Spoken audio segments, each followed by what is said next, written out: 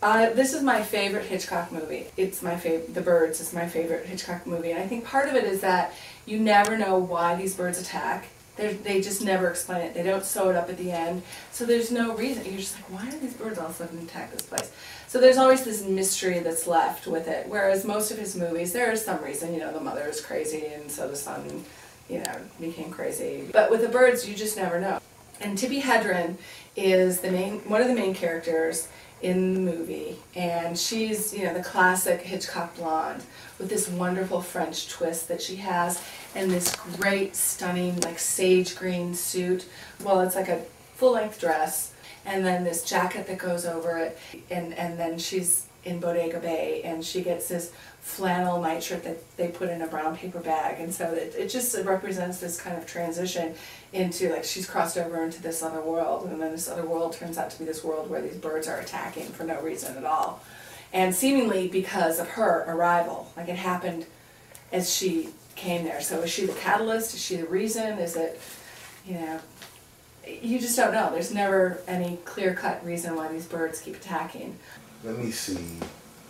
Movies where they was fresh to death. Kill Bill. Fresh Kill Bill. The Matrix. It's really nice. She dressed on The Matrix. John Travolta, man. You know, everybody knows what's really about him going to the dance club Saturday night. He worked a crappy job. That was the way that he relieved his stress, you know, taking it out on the dance floor. And he was like, in today's terms, a metrosexual, you know, because he was one of them prim guys, girls would say, you know, go home, make sure his hair all in order, everything's in line, you know, making sure, you know, his shirt collar right, you know, outfit cool. And when he went to the club this one night, he had on this all-white outfit. Suit was banging. Anybody saw the movie, remember that. And then he was dancing with the girl. This girl liked him, you know, but he was unimpressed just because she liked him. So, you know, he doing his thing, just sitting back there, kind of blow off, smoking his cigarette, being cool. And she say, so you want to dance? You know, with an Italian accent. And he was like, oh, what the heck? You know, he's like, okay, we can do it. So he go out there dancing with her, just being cordial, you know, and then he break into his zone. He hit his mode, and then just break out. You know, that was like the best part. Took over the dance floor. That was a defining moment. And Sabrina, also designed by Edith Head. Edith Head was like the woman of, for what, 30 years or 45 years. Edith Head was this amazing designer in Hollywood. She was the it girl. I mean, you just, like, now you don't really, I don't anyway, notice fashion designers or clothes designers as much anymore. Well, at the beginning of Sabrina, she's young, she's naive, she's kind of living in this fantasy world. You know, she's watching this wealthy family that her father works for. He's the chauffeur, and she's the chauffeur's daughter. So she watches them from afar, and she wants to be just like them. And at that time, she doesn't know how to be like them. It's like Cinderella watching from afar at the ball and wanting to be Cinderella, but not, obviously, because she doesn't have the means or anything. And then she ends up going away to school and going to Paris and having all of these things opened up to her. She obviously is exposed to high fashion, and she blossoms as a woman. And her character grows up, and she becomes this fairy tale. And then she comes back, and she's still madly in love with William Holden, but she feels like she can interact with him on his level. She's like, she obviously, on some level, she knows that she's gorgeous. So her insecurity, part of her insecurity has been taken away by dressing in these amazing clothes, and feels like maybe she's got a chance with William Holden. So then that happens, but then she realizes, well, maybe the dream isn't everything that she wanted it to be. So Cinderella kind of looks around and says, maybe not so amazing, you know. Then she ends up falling in love with Humphrey Bogart. In Sabrina, you get this wonderful arc, full circle. I mean, more than an arc, you come full circle with her character. She starts off in this really simple, plain clothes, but of course looks amazing in anything that she wears.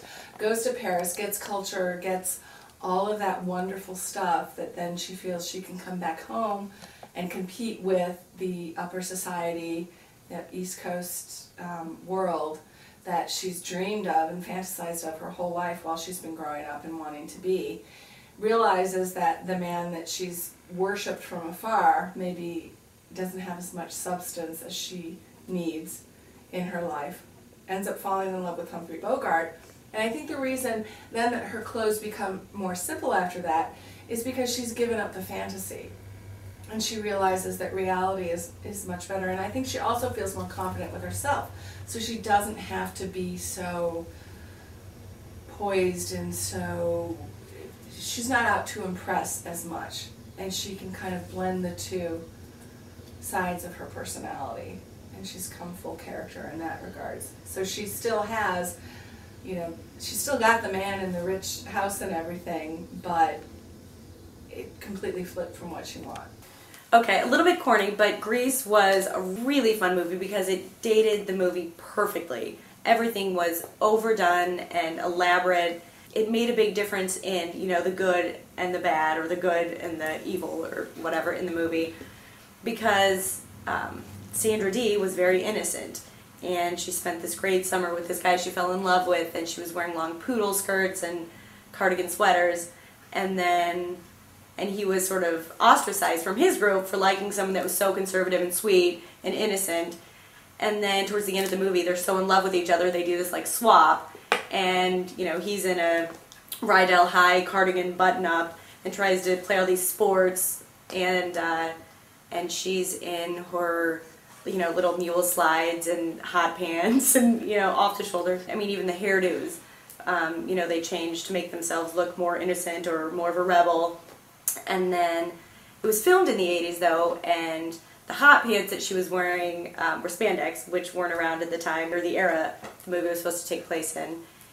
And it also played a role because it brought back a lot of the 50s fashions and inspirations that took place in the 80s, or that were around and pretty significant to fashion in the 80s.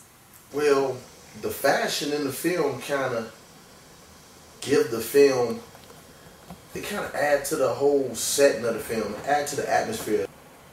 The most powerful thing in a movie, other than the actual setting.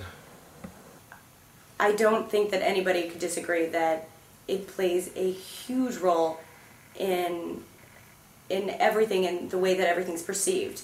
I mean, you have a good story, you have great characters. If it's a good story, you have these great characters, and you want them to be represented authentically with what they're wearing. So you don't want them to come as Elizabeth to the movie when they're playing Janie. Live young, die fresh. I'm out.